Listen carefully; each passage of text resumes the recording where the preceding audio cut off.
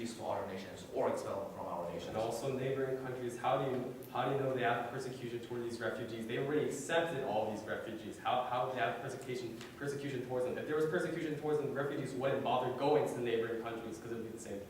And I will ask you my first question first. How is health check violating international laws? Is that not protecting? Isn't that protecting and also like complying with the Yeah, it doesn't violate international. Oh yeah, and that is according to our definition, that is a restriction. So why is a restriction so bad? Can you explain why it's a restriction? We are using our entire condition one to explain why health check is a kind of restriction.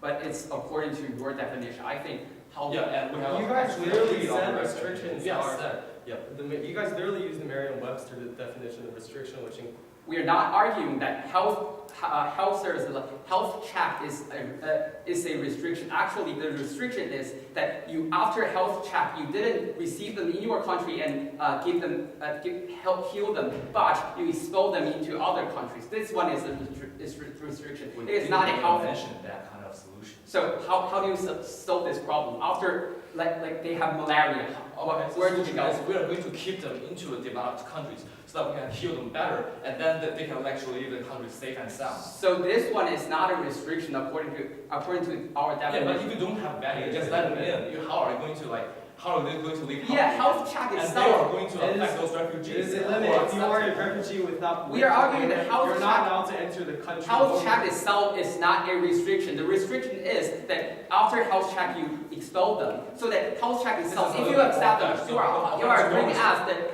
it is not a restriction. It is not in our topic. According to your definition, restriction is something that is allowed by law about limiting what you can do and what you cannot. Hence, we have added a moral element, so it's even health check agree with something. for you to ask us a question.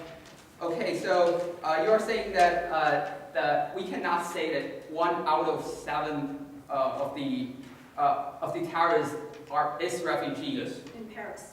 Yep. So please. So you are saying that you are going to blame the whole refugee group? We cannot blame group. everyone. We still let a certain number of refugees in. Yes, as you said, vetting is also kind of a and we are protecting those refugees. We've already from proved that vetting is terrorists. not a restriction. You are.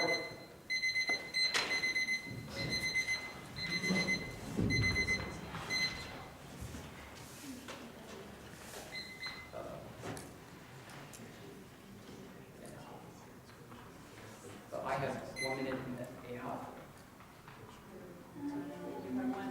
Okay. Yes.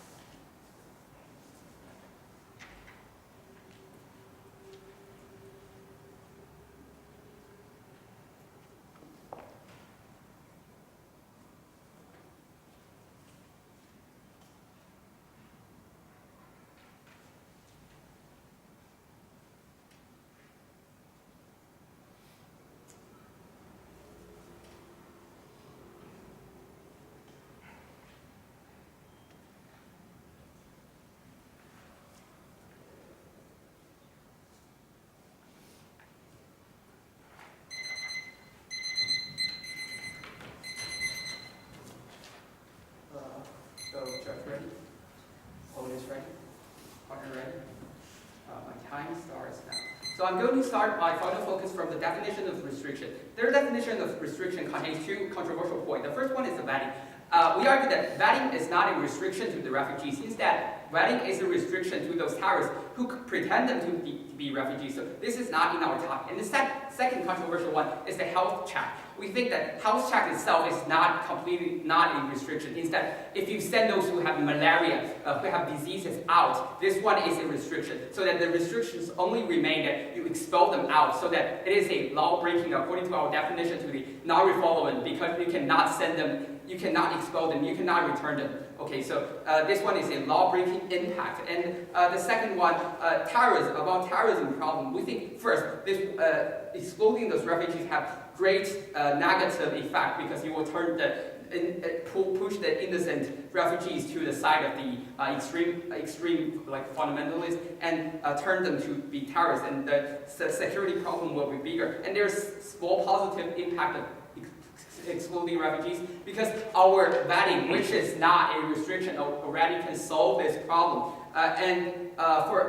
Another impact is said about heroism. This actually, you are saying that accepting those refugees is some kind of effort to be a hero. Something to be a hero is completely morally right. So that is according to humanitarianism, you should help those. It is not cannot be called as a heroism. It is humanitarianism. Please don't put your stopwatch. Okay. So it is humanitarianism. We should help those helpless, because inside your border it is wealthy people, but outside your border it is unsafe, suffer from disease, and you just expel them, because the possibility that there will be terrorists, like this is a big bad consequence. So that compare the consequences according to our framework, we win this debate. Okay, thank you.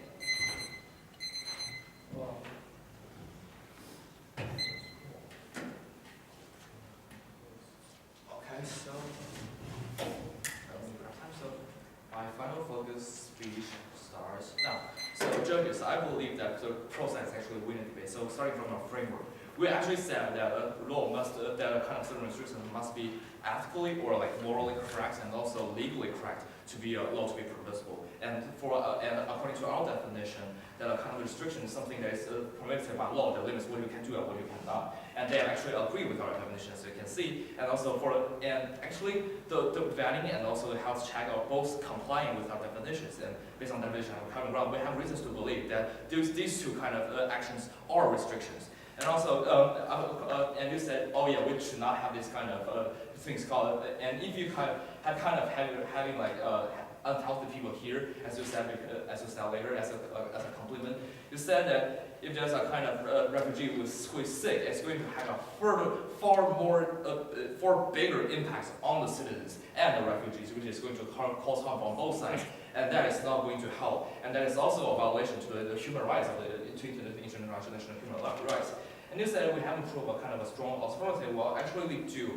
We have financial aid, which is going to help them inside the country and outside the country, because it's only due to those financial aids can they get kind of a proper education that they cannot get in the war zone, and that is actually enabling them to get a job or have the things in other kind of countries, the safer countries. And also you said that there's a kind of a possible, you said there's the developed countries, that there is a kind of not taking full responsibility, and later you drop that argument. So we have reason to believe that those developed countries actually have their own way of taking this responsibility. For example, donating money, as the United States have already done, and they have donated more than twice of the money compared to all of the other developed and developing countries. So in this way, we believe that we actually win this debate first because of the definition and the framework, and secondly because of the alternatives we provide. Thank you.